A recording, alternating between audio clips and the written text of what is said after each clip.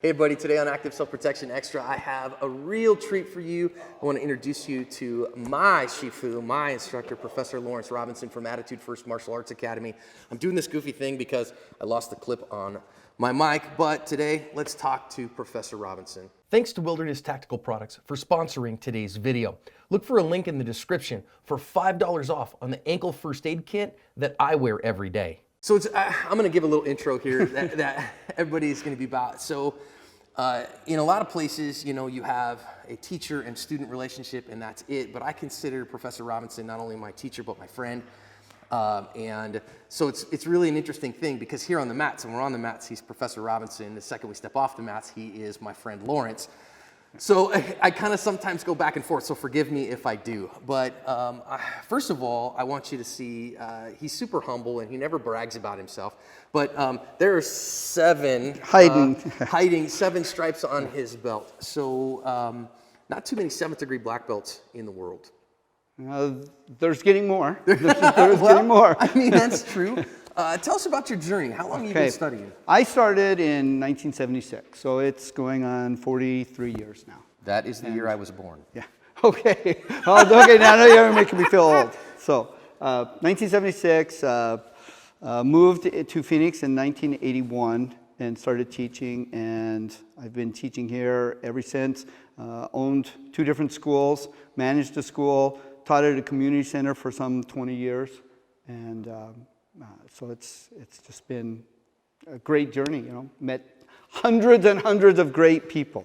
Taught a couple thousand students in that time? Easily. Yeah, several thousand. And so you started with Kempo?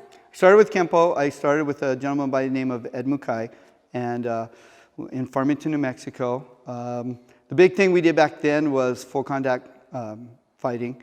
And so that's really where everything sort of started back in the late 70s. In New Mexico? In New Mexico. And you did full contact fights? Full contact fights. I was actually on an undercard of Jerry Clark and Felipe Garcia, so some of you old timers will know those bouts. It was the bout in Denver, and where they each broke their hands and their jaws and kept fighting. Wow. And so if you know martial arts at all, like through the late 70s, 80s, that full contact karate, man, was like a thing. And when we're talking full contact, we're talking no pads, no gloves. Bill Wallace, Joe Louis, Chuck Norris, they were all the guys. A guy named John Ives Theriault from Canada was my hero. Benny Urquidez, without a doubt, was Superman. Yeah, yeah. I mean, Benny the Jet, for those Benny the Jet, If you want to Google search or YouTube search Benny the Jet Urquidez, man, that guy's a monster. Oh. By far, pound for pound, the toughest fighter of all time, easily. And so, I mean, I think here's an interesting thing, because I think a lot of traditional martial arts people who take away from that go, yeah, but see, you never put that to the test. But I mean, in your training, dude, you were full contact fighting. Yeah, 25 and 10 was my final record. So yeah, 35 full contact fights and 3 different titles, and so yeah, it was hard. It was very hard. A couple knockouts. I got TKO'd on my only time on ESPN. So, hey, you got on ESPN, right? Yeah. So. and what made you start teaching? Actually, Mr. Mukai, and back then that's the way it was. I mean, I was barely an orange belt, and it was you're a student instructor, and so you get X amount of students, and you start right away and just get going. And then I managed a school for him for a couple of years. And then my second instructor, Dennis Knatzer, is the one I opened my school under. And yeah, you just working that, and then then now with Mr. Hancock since 1991. So I think, okay, so there's an interesting one that I really want to focus on here, because so you started studying under one teacher, you moved over to a second teacher, and then over to a third teacher. Mm-hmm. I'd love to know and help people understand why that became a thing for you. Well, the first one, actually, there was no plans. Actually, Mr. Mukai sort of retired from teaching and actually went into law enforcement. And so it was kind of a, hey, I need to do something. And I'd met Mr. Knatzer here in Phoenix, and he's the one that introduced me to the IKK and Mr. Parker and all of that. And it was definitely a step above what we were doing. I had no plans not to train with Mr. Knatzer forever. We kind of grew different directions. Unfortunately, that happens, and that's probably the biggest thing that happens is with students and instructors is that students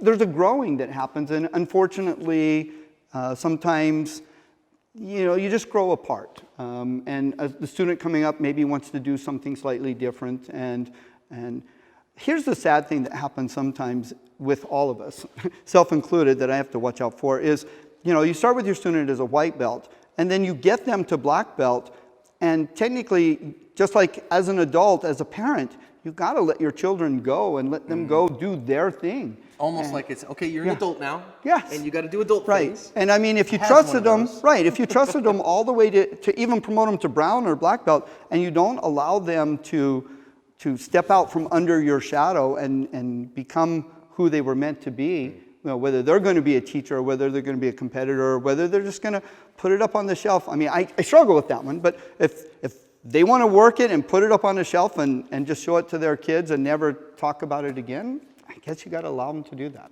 Yeah, it's true. But that's hard. Oh, it's really tough. You put all that time and energy into them, and you do watch them grow, and you do see some excellent skills and wonderful relationships, and really that's what the martial arts is about. It's about developing relationships. There is always that question about, hey, well, you're a second degree or you're a third degree, and maybe you're not as good as this guy or you're better than that guy. But remember, the belts are relationships between you and your instructor. That's what it's all really about. Well, I mean, that's why, and we'll talk about this on another video, but like when you go to Kali seminars, Yeah. you don't wear a 7th degree black belt No. there. When I roll here at Attitude First on the jiu-jitsu mats, I'm not Yeah. wearing this belt. When That's stupid, right? If I'm gonna go jail belts, I'll but put I on a didn't white get my belt. butt whooped. Yeah, I'm not going to insult them. Yeah, for It's like sure. saying, hey, I have a master's degree in economics, and now I'm going to go over here to psychology, and I'm going to say I'm a master's degree in psychology. You can't do that. Yeah, your lane is pretty narrow as a martial artist. So I also think it's kind of interesting that, so you've studied with Mr. Hancock since '91. Yes. But really, I've been studying with you for 13 and a half years, and in the last maybe 5, we've kind of changed, or you've changed from calling what you do Kempo to calling it Umas. Yeah. Can you tell us about that evolution? Well, actually, it's kind of a joint thing. Mr. Hancock's actually saying what he's really teaching now is the path to excellence. Mr. Parker created American Kempo, and I mean, his system is by far one of the most intricate and well-designed systems. And, it's sort of, as a person, I can't really say, hey, I'm doing Ed Parker's American Kempo. We're not anymore. We're not. We're not doing that anymore. And so we've kind of said, hey, we're doing this sort of universal martial arts. I mean, we hold as true to what we know of what Mr. Parker did. And but then we've expanded. It's he's been gone for quite a while now. And 21 years. And our continual learning and everything still progresses. And so it's important for us to keep growing and learning. And we can't say, oh, well, this is Mr. Parker's. Now, granted, I don't know everything about what Mr. Parker did, and I'm still learning new stuff from Mr. Hancock, and yet he's also growing as an individual. Sure. and introducing me to new ideas and new concepts and things. And they're Mr. Hancock's, and they're his concepts. Yep. They're the things that he's taken that, you got to remember, you had Plato, Socrates, and Aristotle, and each one added to the other's knowledge. Plato, not Plato. I know what I'm saying, right? Words are hard. Right. And so Pluto, that'd be great. Sorry, Plato. But they each expanded on each other's knowledge. Yeah. And that's what's going to happen in real life. I mean, without a doubt, Mr. Parker was a genius, but that doesn't mean that Mr. Hancock's not a genius in the things that he knows. I would never say I'm a genius, but I do understand certain things, and I'm still growing for me, and I'm trying to share them with my students as best I can. I get this asked all the time to me because when people ask me what my rank is in, I say I have a 2nd degree black belt in a derivative of Kempo known as Umas, which of course then everybody says, what the heck is Umas? How would you describe it? It is a universal martial arts science. I mean, we definitely value the art side, but we also go, hey, wait a second. Not only how does it work, but why does it work? And what is the science? What's the physics behind what makes this work? And what's the kinesiology behind it? And how does that apply strategically? And so we look at tactics and strategies, and we You know, again, Mr. Parker said you don't kick out X because you rarely use it. You understand when and how to use it. And so that's what we try to do. We try to apply logic and say, hey, what's useful, what's unuseful, and what's really useless at this moment. Yeah.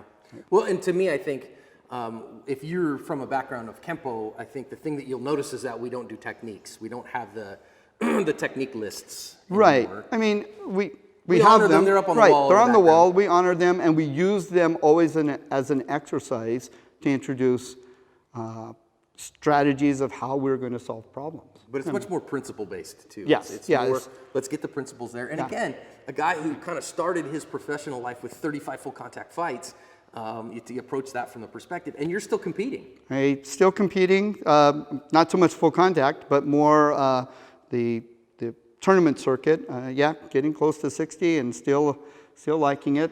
Those 22-year-olds are a lot faster than they used to be. Still testing, the skills. Still Yeah. testing, does this work? And I keep telling Josh, and I'm definitely, I will get into a JITS tournament, as a white belt sometime in 2020. I will be competing. Holding I'm putting to it. that. That's coming. It's on YouTube now, so I will be doing that. Got to yeah. do it. Well, I just think a lifetime of dedication to the art, and I wanted to introduce you to my teacher, and there's a reason that I've trained with you for as long as I have, and that we've continued. We started when my son was 4.5 years old, way back in the old country at the community center, and we're grateful for you. So we're going to have some more coming up with Lawrence in the coming weeks. Next week, I want to talk to you about cross-training because you have a 7th degree black belt, but he goes and cross-trains in other arts. And I think that's something that not a lot of martial artists do, so I want to talk about it next week. Okay.